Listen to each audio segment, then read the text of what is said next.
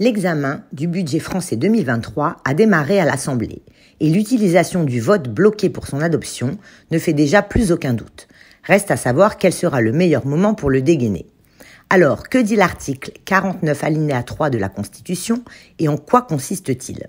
Cet article prévoit que le Premier ministre peut, après délibération du Conseil des ministres, engager la responsabilité du gouvernement devant l'Assemblée nationale sur le vote d'un projet de loi de finances ou de financement de la sécurité sociale.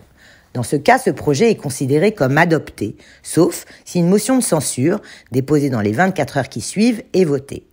Le Premier ministre peut en outre recourir à cette procédure pour un autre projet ou une proposition de loi. Alors, comment ça marche ? Lors du vote d'un projet ou d'une proposition de loi, le Premier ministre peut décider d'engager la responsabilité du gouvernement quand il pense ne pas obtenir la majorité suffisante à l'Assemblée. Si une motion de censure est déposée, elle est discutée et votée dans les mêmes conditions que celles présentées par les députés. En cas de rejet de la motion, le projet ou la proposition est considéré comme adopté. Dans l'hypothèse inverse, le texte est rejeté et le gouvernement est renversé. C'est un outil particulièrement pratique quand la majorité n'est pas absolue, ce qui est le cas actuellement, ou que l'examen du projet de loi est jugé trop lent par l'exécutif. Le gouvernement peut utiliser cette arme une fois par session, en gros une fois par an, et à volonté quand il s'agit de textes financiers. Avec un 49.3, le gouvernement peut faire à peu près ce qu'il veut. On peut voir ça comme le fait du prince.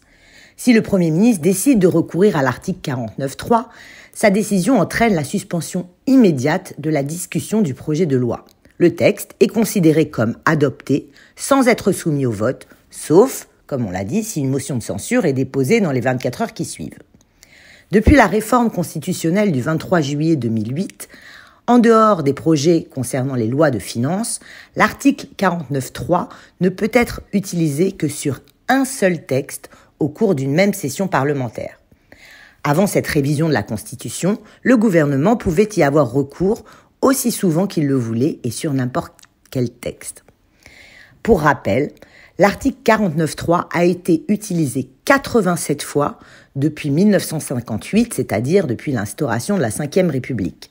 À titre d'exemple, il a été utilisé 28 fois sous Michel Rocard et une seule fois sous le gouvernement d'Édouard Philippe. Affaire à suivre donc.